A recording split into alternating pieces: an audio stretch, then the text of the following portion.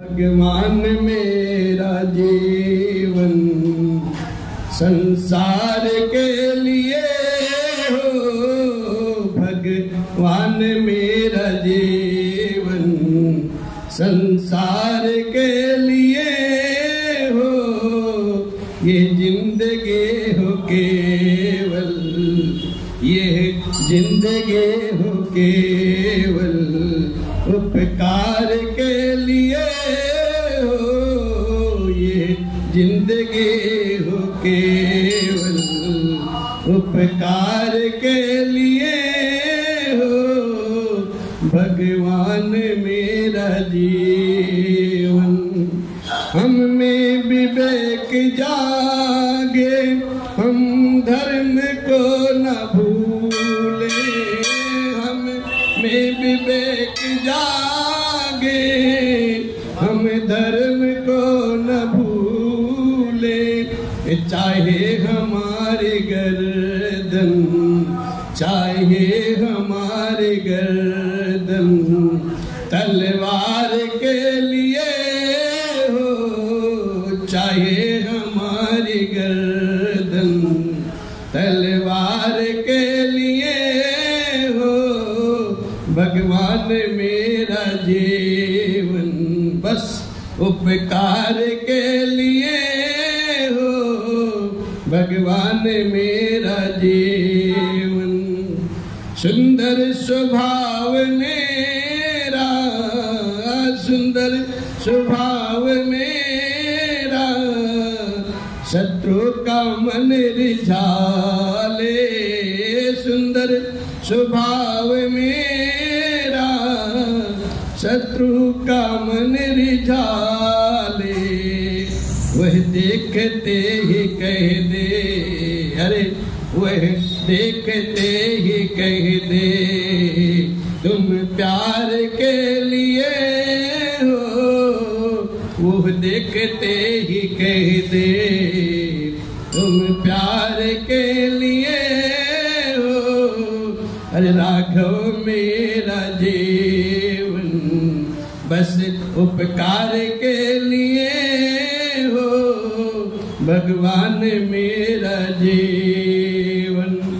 मन बुद्धि और तन से, मन बुद्धि और तन से सब विश्व का भला हो, मन बुद्धि और तन से सब विश्व का भला हो, अरे चाहे हमारी नैया हो, चाहे हमारी नैया मझधार के लिए हो, चाहे हमारी नैया मझधार के लिए हो, भगवान मेरा जीवन संसार के लिए हो, यह जिंदगी हो केवल, यह जिंदगी हो केवल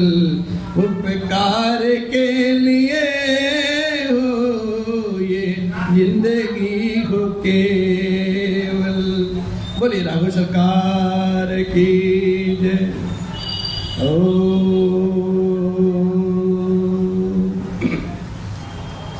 परिपूर्णतम परमात्मा अकारण करुणालय वरुणालय भगवान राघव शिव जी महाराज, हनुमान जी महाराज के पावन चरण में साष्टांग नमन बंदन।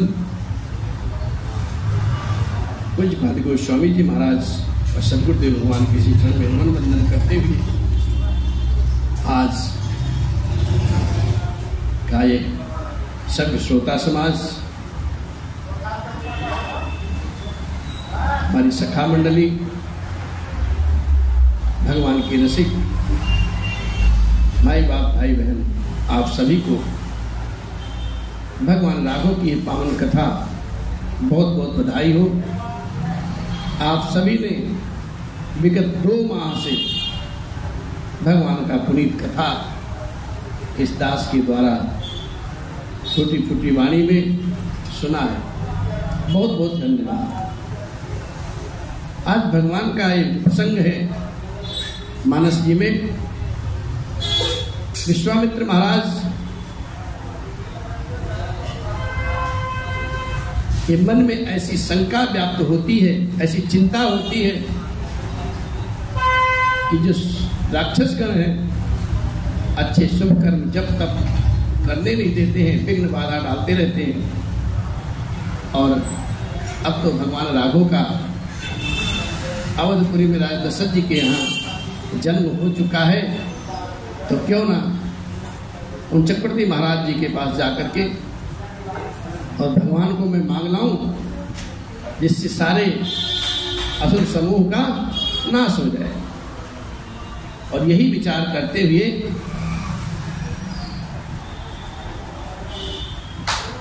विश्वामित्र महाराज चलते हैं और पावनपुरी अवध धाम में पहुंच जाते हैं। सबसे पहले तो सरजू मैया के जल में जाकर के स्नान करते हैं, ध्यान करते हैं। फिर और नरेश महाराज दशरथ जी के द्वार पर पहुंचते हैं, अलग जगाते हैं। और द्वारपाल द्वारा जैसे संदेश मिलता है कि विश्वामित्र महाराज जी का आगमन हुआ है, तत्क्षण दशरथ जी विप्र समाज लेकर के स्वयं विश्वामित्र जी का आगमन ही करते हैं, आदर सत्कार करते हैं और अपने सुवर्ण आसन पर उनको विराजमान करते हैं। और फिर चरणोदक लेते हैं सारी रानियों के साथ। उसके बाद अपने चारों सुकुमारों को बुलाते हैं और विश्वामित्र जी के चरण में नमन वंदन कराते हैं।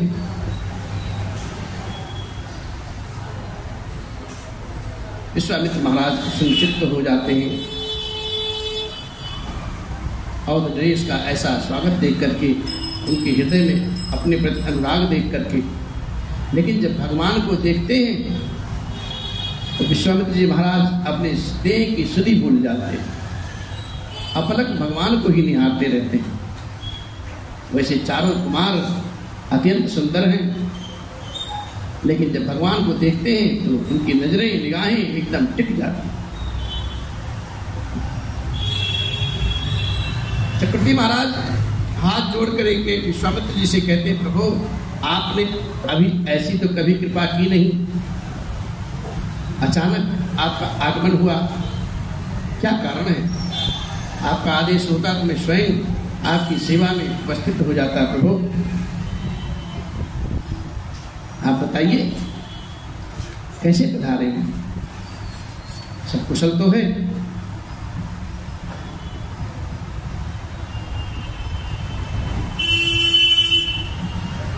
अवध नरेश राजा दशरथ जी ने ऐसा जब प्रश्न किया है, ऐसी वाणी बोली है, बोले प्रभु आपके मन में अगर कोई इच्छा है आप तुरंत आदेशित कीजिए, मैं पल भर की भी देरी नहीं करूंगा। ऐसा मुंडाज वशिष्ठ जी से, विश्वामित्र जी से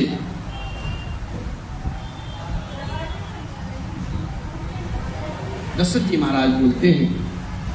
फिर विश्वामित्र महाराज जी तुरंत बोल पड़ते हैं, हे राजन, असुर समूह सतावहि मोहि,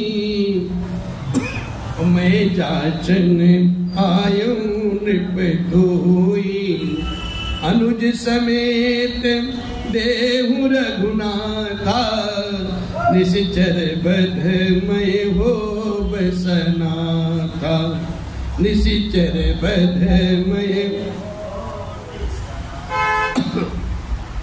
मुनि ने कहा, हे राजन, राक्षसों के समूह जो है ना, मुझे जंगल में बहुत सताते हैं, आश्रम में नाना प्रकार का विघ्न बाधा डालते हैं, कोई शुभ यज्ञ कर्म नहीं करने देते हैं। उनका आतंक इतना बढ़ गया है कि मैं परेशान हो गया, इसलिए मैं तुमसे कुछ मांगने आया हूं।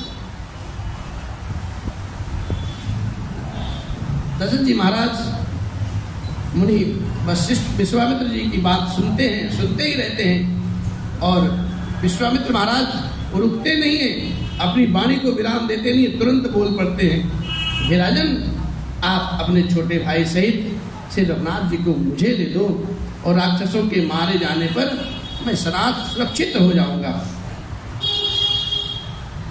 और जैसे विश्वामित्र की वाणी महाराज दशरथ जी के कर्ण में पहुंचती है, दशरथ जी महाराज एकदम अचेत से हो जाते हैं कि विश्वामित्र जी ने क्या मांग लिया, मुनिराज जी ने क्या मांग लिया। दशरथ जी के चेहरे की जो कांति है ना, वो उड़ गई, तेज उड़ गया साहब, तेजहीन हो गई। जब ऐसी दशा राजा जी की देखी है, तब उन्होंने कहा है कि देहु भूप मन हर्षित तजहु मोह अज्ञान, धर्म सुजसे प्रभु तुमको इन कहते कल्याण। हे राजन, आपका भगवान के चरणों में इतना प्रेम है, बड़ा अच्छा लगा। और ऐसी प्रीत रघुनाथ जी के चरण में है तो मुनि देव गदगद हो गए, प्रसन्न हो गए। और फिर कहते हैं, उन्हें समझाते हैं कि हे राजन, प्रसन्न मन से राम और लक्ष्मण को मुझे दे दो और अपने मोह मई ममता को छोड़ दो, ज्ञान को छोड़ दो। हे स्वामी, इससे तुमको धर्म और सुयश की प्राप्ति ही होगी और इनका परम कल्याण होगा। राजा जी ने जब ऐसी अप्रिय वाणी सुनी है, उनका कलेजा कांप गया साहब, और उनके मुखमंडल की जो धोती थी ना, कांति, वो धूमिल पड़ गई। हाथ जोड़ करके बोलते हैं, अरे सुनी राजा यदि अप्रिय वाणी, हृदय कंप मुख दुते कुमलानी, चौथे पन पायो सुतचारी, बेप्रवचन नहीं कहूँ विचारी, मांगहु भूमि धेनु धन को सा, सरबस देहु आज सह, अरे देह प्राण ते प्रिय कछु नाही, सो मुनि देव निमिषयक, सब सुत प्रिय मोहि प्राण की नाई, राम देते नहीं बनई गोसाई, राम देते नहीं बनई गोसाई। राजा जी अधीर हो गए, हाथ जोड़ करके, और मुनि विश्वामित्र जी के सामने कहते हैं, गिड़गिड़ाते हैं, रोते रोते कहते हैं, गला भारी हो गया। कहते हैं, ब्राह्मण देव, मैंने बहुत यत्न करके चौथे पन में 4 पुत्र पाए हैं, आपने विचार करके नहीं मांगा नाथ, आपने विचार करके ये बात नहीं कही है, आपने मांग क्या लिया मुझसे? हे मुनिदेव, अगर आप अभी कहें एक पल में पृथ्वी, गौ, धन, अवध का पूरा खजाना, राजकोष, सब आपको प्रसन्न मन से एक साथ दे दूंगा। और इतना ही नहीं स्वामी, अगर आपका आदेश हो तो देह के समान जीव को कोई प्रिय नहीं है, और अगर आपका अभी आदेश हो जाए, एक पल में अपने प्राण को मैं इस देह से विलग कर दूंगा। वैसे तो हे नाथ, मेरे 4 सुत्र, मेरे जो 4 पुत्र हैं नौनिहाल, मुझे अपने प्राण के समान प्रिय हैं, लेकिन फिर भी हे गोसाई, राम देते नहीं बनते साहब, क्या करें? दशरथ जी महाराज ऐसी वाणी बोलते हुए मुनि विश्वामित्र जी के चरण को पकड़ लेते हैं और अश्रुधारा बह पड़ती, और फिर अपने अश्रु को संभालते हुए फिर कहते, नाथ, कहनि सिचरयति घोर कठोरा, कहाँ सुंदर सुत परम किशोरा, सुनिन पे गिरा प्रेम रस सानी, हृदय हरस माना मुनि ज्ञानी, हृदय हरस माना मुनि। राजा जी कहते हैं, हे नाथ, मेरे बालक तो अभी अबोध हैं, सुकोमल हैं, बच्चे हैं। कहाँ ये सुकोमल बालक और कहाँ वो कठोर पुलिस प्रवृत्ति के राक्षस निश्चल। ये कैसे उनका सामना करेंगे प्रभु? ऐसी वाणी सुनकर के दशरथ जी महाराज की विश्वामित्र महाराज जी को बड़ा अच्छा लगा साहब। राम जी के चरणों में इतना अनुराग देख करके विश्वामित्र महाराज गदगद हो जाते हैं, प्रसन्न भाव हो जाते हैं ऐसी प्रेम से सनी हुई वाणी को सुनकर। वशिष्ठ गुरु जी महाराज आते हैं और तब राजा जी को नाना प्रकार से समझाते बुझाते हैं और उनके संदेह रूपी मोह को हर लेते हैं, नाश कर देते हैं।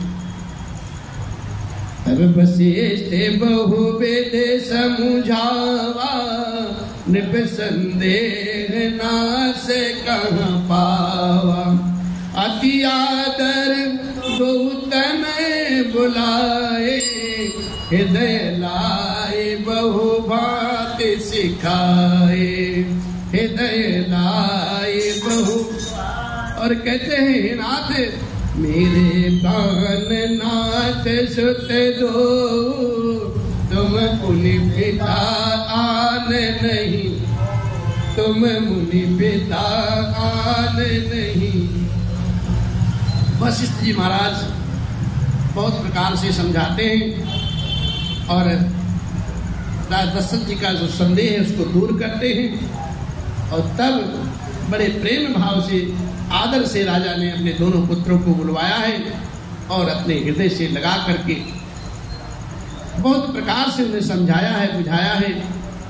और फिर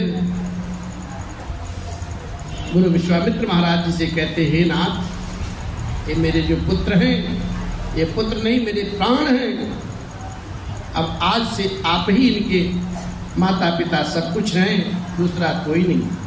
और कहते हैं, लो हाथ में इनका हाथ नाथ, ये दोनों भोले भाले हैं, ये दोनों भोले भाले हैं।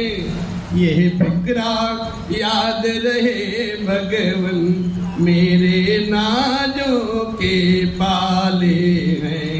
ये फिक्रा याद रहे भगवन, मेरे नाजों के पाले हैं।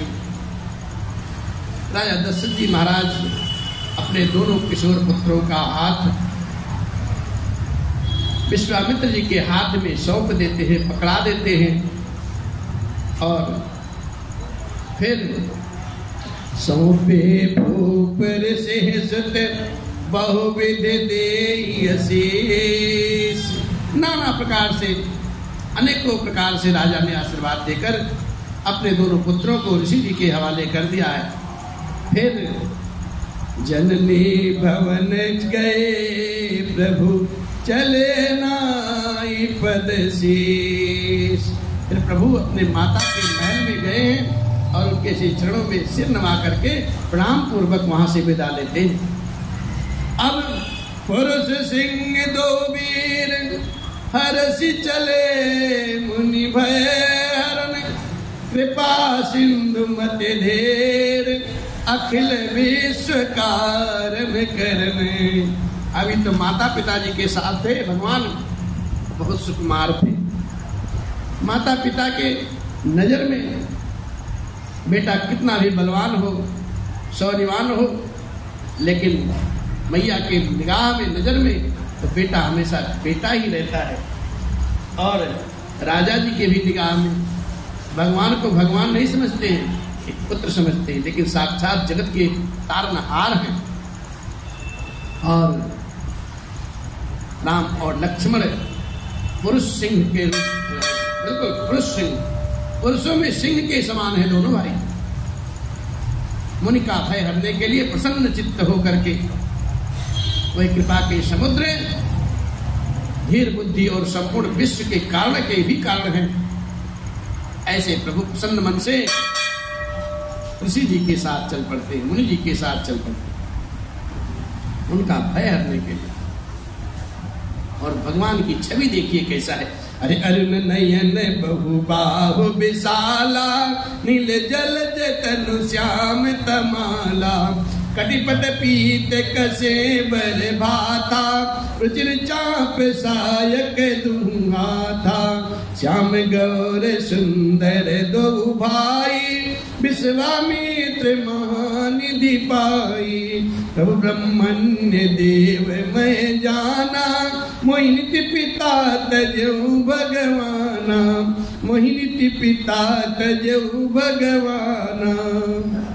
भगवान के लाल लाल सुंदर सुंदर नेत्र हैं, भगवान की जो छाती है चौड़ी है और जो भुजाएं हैं विशाल है साहब, नील कमल और तमाल के वृक्ष की तरह भगवान श्याम वर्ण के हैं, कमर में पीताम्बर पहने हुए हैं और सुंदर तर्क से सुसज्जित है भगवान। दोनों हाथों में क्रमशः सुंदर धनुष और बाण है। भगवान का जो वर्ण है श्याम वर्ण है और गौर वर्ण के दोनों भाई परम ही सुंदर लगते हैं साहब। विश्वामित्र महाराज के मन में ऐसा अनुमान होता है कि जैसे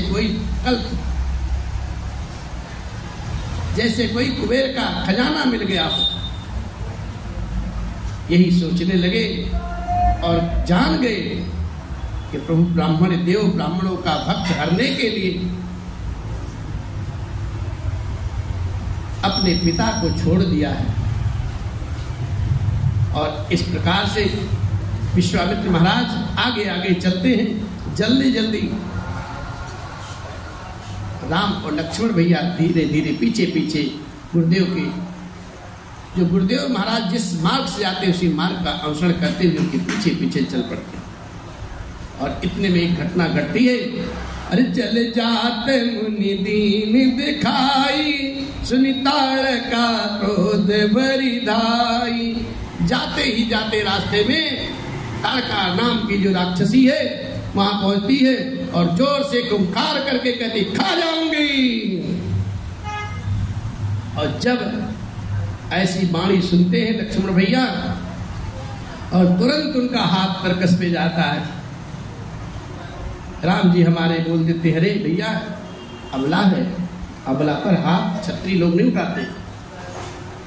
विश्वामित्र महाराज तुरंत बोल पड़ते हैं प्रभु ये अबला नहीं बला है, ये अबला नहीं बला है। जैसे गुरुदेव भगवान ने ऐसी वाणी बोली है तुरंत श्री राम जी का हाथ उनके तरकस पे जाता है और तुरंत बाबा यहाँ लिख पड़ते क्या, अरे एक ही बाण प्राण हरि लीना, दीन जानिते ही निज पद दीना, तब ऋषि निज नाथ जिय चीनी, विद्या निधि कहूँ विद्या दीनी, जाते लागन क्षुधा पिपासा, अतुलित बल तनु तेज प्रकाशा।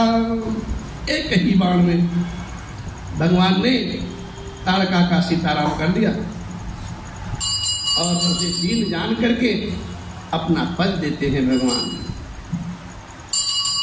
अभी तो ताड़का का वध हुआ है, अभी उनके दो पुत्र जो है ना जो अत्याचार कर रखे हैं वन में, उनका भी भगवान कुछ न कुछ तो करेंगे ही, व्यवस्था बनाए रखें।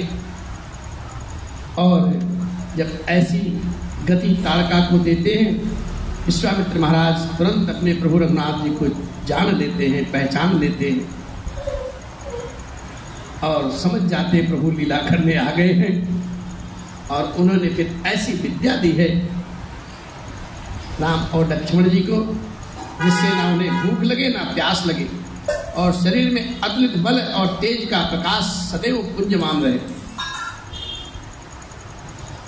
ऐसा वरदान दिया है, ऐसा मंत्र बताया है।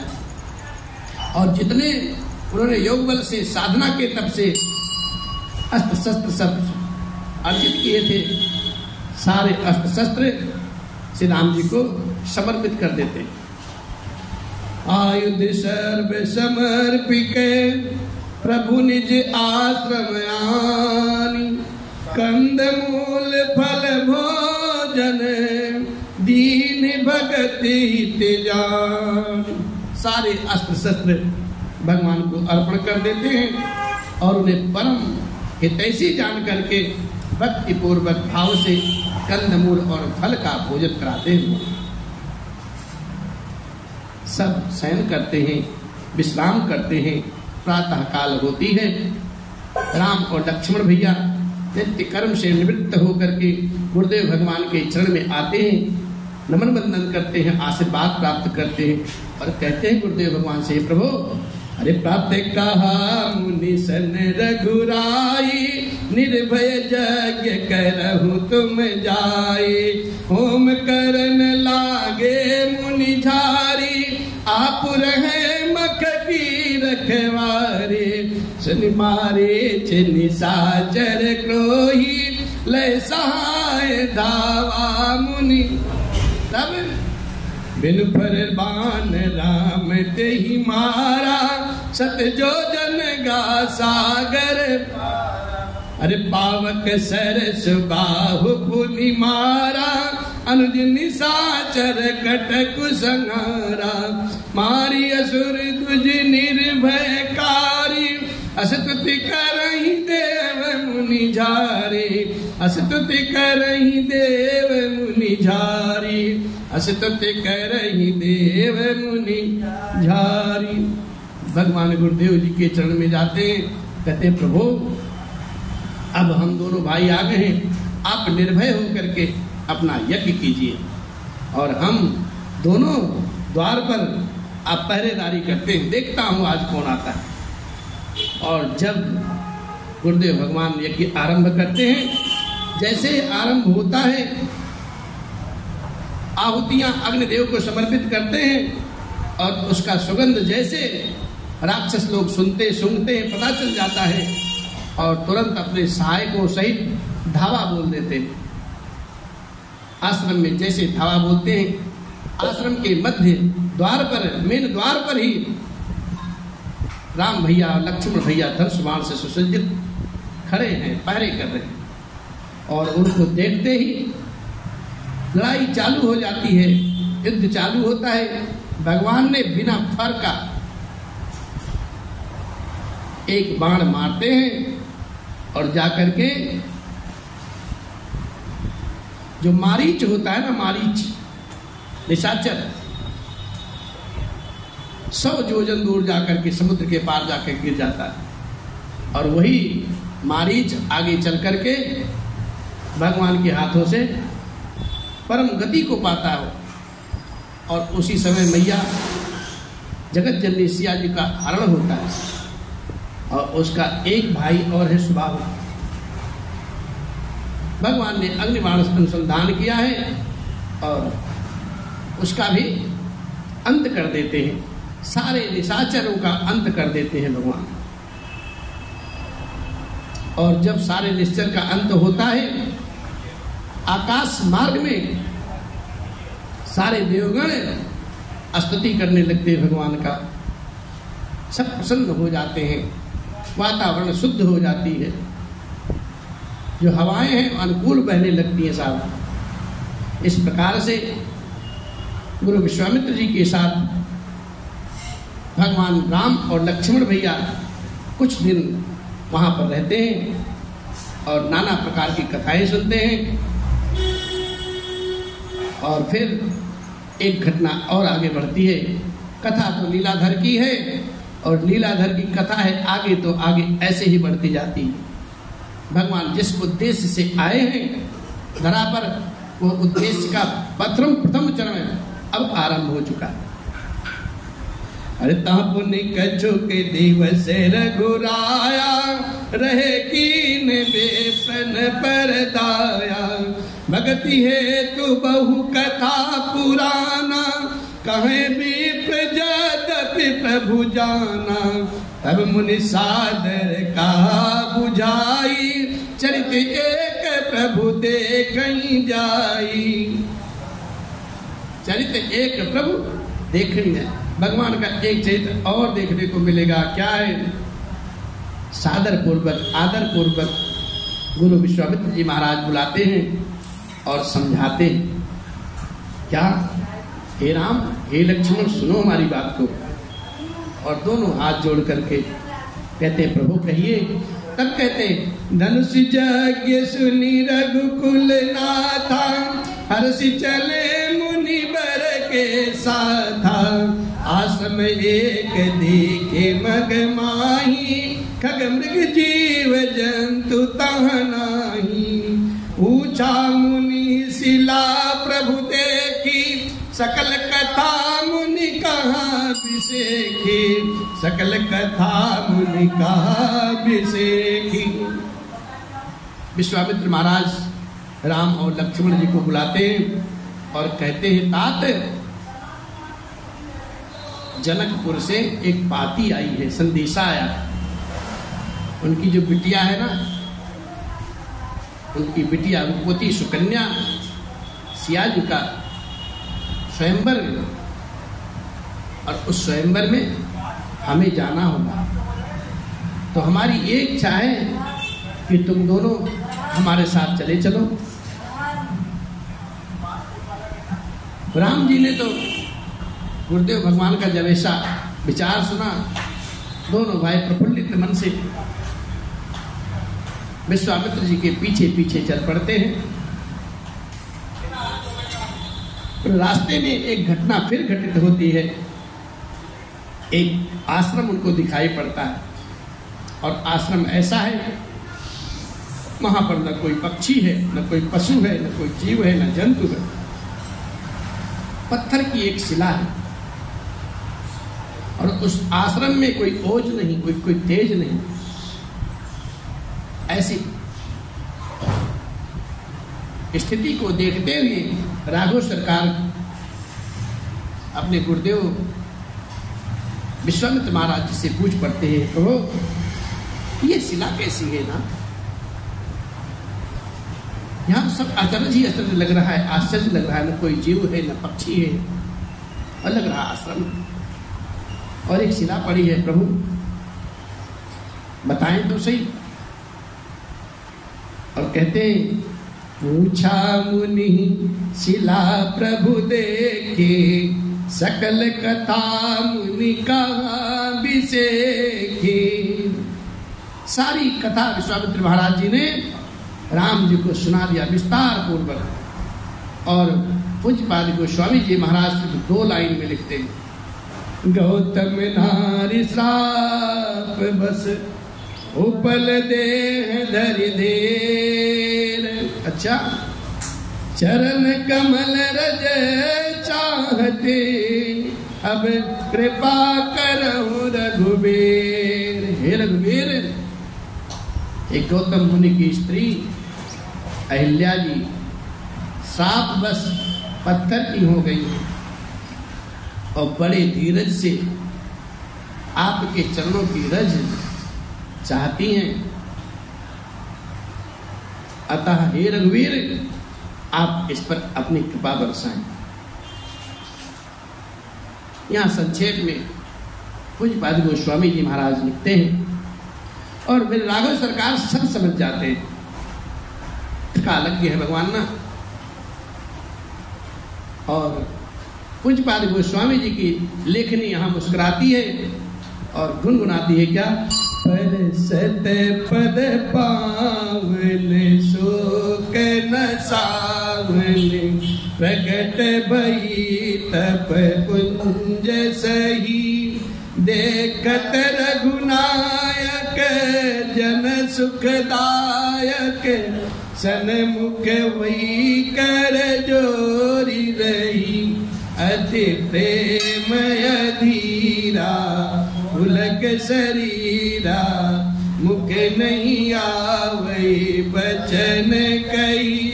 अतिशय बड़भागी चरण लागी जुगल नयन जलधार बही। अतिशय बड़भागी चरण लागी जुगल नयन जलधार बही। घटना घटती है, राघव सरकार सब समझ जाते हैं और राघव सरकार अपना पैर जैसे ही थोड़ा सा उठाते हैं और उनके पैरों में जो धूल रज कण लगे हैं ना, वो पवित्र है और शोक को नाश करने वाले हैं साहब। राम जी के पवित्र और शोक को नाश करने वाले चरणों के स्पर्श पाते ही वो तपोभूमि अहिल्या जी प्रकट हो जाती है। जैसे चरण रज हल्का सा चरण को हिलाते हैं और रज अहिल्या जी के उस शिलाखंड पर पड़ता है, अहिल्या अम्बा प्रकट हो जाती है और भक्तों को सुख देने वाले मेरे रघुनाथ जी महाराज जी को देख करके कौशल्या जो अहिल्या जी हैं, अहिल्या अम्बा के हाथ स्वतः ही जुड़ जाते हैं और सामने खड़ी हो जाती हैं। अत्यंत प्रेम के कारण अधीर हो जाती हैं। उनके मुख से कोई वचन नहीं निकलता है, बोली नहीं निकलती है, उनका शरीर पुलकायमान हो जाता है और वो अत्यंत बड़भागिनी अहिल्या जी अपने सन्मुख रघुनाथ जी को देख करके उनके चरणों में लिपट जाती और उनके दोनों नेत्रों से अश्रुधारा प्रवाह होने लगती है और प्रभु के चरणों को वो अब धुलने लगती हैं। फिर भी अहिल्या जी ने अपने मन को धीरज बांधा है और पूज्यपाद गोस्वामी जी महाराज लिखते हैं, धीरज मन कीन्हा प्रभु कहूँ चीन्हा रघुपति कृपा भगत पाई। अति निर्मल बानी असतुत ठानी ज्ञान गम्य जय रघुराई। कहती हैं, हे प्रभु मैं तो नारी पावन प्रभु जग पावन रावण रे पूजन सुखदाई। राजीव बिलोचन भव भय मोचन पाहि पाहि शरण नहीं आई। राजीव बिलोचन भव भय मोचन पाहि पाहि शरण नहीं आई। और फिर अहिल्याम्बा ने अपने मन में धीरज धर करके भगवान रघुनाथ को पहचाना है और फिर रघुनाथ जी की कृपा से उन्हें भक्ति प्राप्त होती है। तब अत्यंत निर्मल वाणी में उन्होंने इस प्रकार से भगवान की स्तुति प्रारंभ की है और कहती हैं, प्रभु आहा मैं ज्ञान से जानने योग्य रघुनाथ जी की, मैं ज्ञान से जानने योग्य श्री रघुनाथ जी आपकी सदा ही जय हो, आपकी सदा ही जय हो। मैं सहज ही स्त्री जाति हूँ, अपवित्र हूँ, इसलिए हे प्रभु आप जगत को पवित्र करने वाले हैं, अपने भक्तों को सुख देने वाले हैं और आप रावण के शत्रु हैं। आज ही प्रमाणित कर दिया अहिल्याम्बा ने और उन्होंने कहा अभी आप ही रावण के शत्रु, अर्थात हे कमल नयन, हे संसार में जन्म मृत्यु के भय से छुड़ाने वाले रघुनाथ जी, मैं आपके शरण में आई हूं प्रभु, अब मेरी रक्षा करो नाथ, अब मेरी रक्षा करो। और कहती हैं कि मुनि श्राप जो दीन्हा अति भल कीन्हा परम अनुग्रह मैं माना। देखो भरि लोचन हरि भव मोचन यही लाभ शंकर जाना। विनती प्रभु मोरी मैं मत भोरी नाथ न मागऊं बर आना। पद कमल परागा रस अनुरागा मम मन मधुप करे पाना। पद कमल परागा रस अनुरागा मम मन मधुप करे पाना। और अहिल्याम्बा फिर कहती हैं, हे प्रभु, जो मुनि ने हमें श्राप दिया था ना, बड़ा अच्छा किया, बहुत ही उत्तम कार्य उन्होंने किया, मुझ पर उन्होंने अपार कृपा की, मैं उन्हें अत्यंत अनुग्रह मानती हूँ हे नाथ, जिसके कारण से मैंने संसार से छुड़ाने वाले श्री हरि को, श्री रघुनाथ जी को अपने नेत्रों से भर भर के देखा, उनका दर्शन किया। इसी आपके दर्शन को शंकर जी महाराज सबसे बड़ा लाभ समझते हैं। जो भगवान का मर्मज्ञ होगा, मर्म को जानता होगा, वही तो इस लाभ को समझेगा साहब, सारे क्यों समझेंगे, साधारण पुरुष क्यों जानेंगे। इसलिए हे प्रभु, मैं बुद्धि की बड़ी भोली हूं और मेरी एक विनती है नाथ। भगवान कहते हैं वर मांगो, कहते हैं वर, मेरी एक विनती है, पहले वो सुन लीजिए प्रभु, फिर आप वरदान देते रहना मुझे। भगवान कहते कहिए, मैं आपसे कोई वरदान मांगूंगी ही नहीं, मैं आपसे केवल ये चाहती हूं कि जो मेरा मन रूपी भौरा है ना, क्या बात, जो मेरा मन रूपी भौरा है आपके चरण कमल की रज की प्रेम रूपी रस का सदा पान करता रहे और मुझे कुछ नहीं चाहिए। बोलिए अहिल्याम्बा की। उन्होंने भगवान से ये मांग लिया, पद कमल परागा रस अनुरागा मन मम मधुप करे पाना। और फिर कहती हैं, अहिल्याम्बा तो विदुषी है, किसी कारणवश शिलाखंड बन गई, लेकिन आज भगवान की जब कृपा बरसी है तो फिर विदुषी तो है ही है, तत्व को जानने वाली हैं। और कहती हैं प्रभु, जहि पद सुर सरिता परम पुनीता प्रगट भई शिव शीस धरी। सोई पद पंकज जहि पूजत अजय मम सिर धरऊं कृपाल हरि। क्या बात है, यही भांति सिधारी गौतम नारी बार बार हरि चरण परी। जो अति मन भावा सो बरु पावा गए पति लोक आनंद भरी। जो यति मन भावा सो बरु पावा गए पति लोक आनंद। अहिल्याम्बा भगवान के चरणों में ऐसी वाणी रखती हैं कि भगवान भी भाव विभोर हो जाते हैं और कहती हैं, हे नाथ, जिन चरणों से परम पवित्र देव नदी गंगा जी प्रकट हुई हैं और जिन्हें भगवान शिव हर्षित मन से अपने सिर पर सजा लिया, और जिन चरण कमलों को ब्रह्मा जी हमेशा पूजते रहते हैं श्रद्धा भाव से, ऐसे कृपाल भरी आप उन्हीं को मेरे सिर पर रख दिया। क्या बात है, क्या बात है। जिन चरणों से पावन नदी गंगा जी बहती हैं और उस पावन नदी को भगवान शिव अपने सिर पर मोर बना करके सजा लेते हैं। क्या बात है। और ब्रह्मा जी जिन चरण कमलों को हमेशा पूजते रहते हैं, वही कृपालु भगवान रघुनाथ के श्री चरण मेरे सिर पर पड़ गए। नाथ, मैं तो धन्य हो गई, मैं धन्य हो गई प्रभु, अब मुझे कुछ नहीं चाहिए। इस प्रकार से अहिल्याम्बा भगवान की नाना प्रकार से स्तुति करती हैं, बार बार भगवान के श्री चरण में अपना सर गिरा करके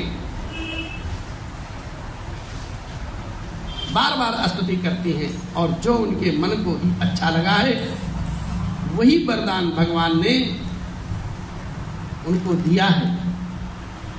और ऐसा वरदान पाते ही अहिल्याम्बा हर्षित मन से आनंद से भरी हुई अपने पति गौतम ऋषि जी की लोक में चली जाती है। अब यहाँ एक संदेश बाबा लिखते हैं, ऐसे दीनदयाल प्रभु हैं हमारे, ऐसे प्रभु को छोड़ करके, ऐसे प्रभु को त्याग करके यह जो सठ मन है ना, वो क्यों इधर उधर भटकता है।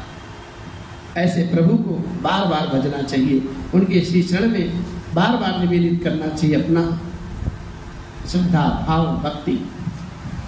बाबा कहते हैं, अस प्रभु दीन बंधु हरि कारण रहित, तुलसीदास सठते ही भजो छाड़ कपट जंजाल। बाबा गोस्वामी जी महाराज कहते हैं, मेरे प्रभु तो ऐसे दीन बंधु दीनानाथ हैं जो बिना कारण ही सब पर दया करने वाले हैं। हे मन, हे सठ, तो सारे कपट जंजाल को छोड़ करके बस उन्हीं का हो जा, बस। और अब मेरे अलबेले राम, तेरे चरणों का मैं हूँ गुलाम। ओ मेरे अलबेले राम, तेरे चरणों का मैं हूँ गुलाम। ओ मेरे अलबेले राम, मेरे अलबेले राम, मेरे अलबेले, मेरे अलबेले राम, मेरे अलबेले राम, तेरे चरणों का मैं हूँ गुलाम। ओ मेरे अलबेले राम, तेरे चरणों का मैं हूँ गुलाम। ओ मेरे अलबेले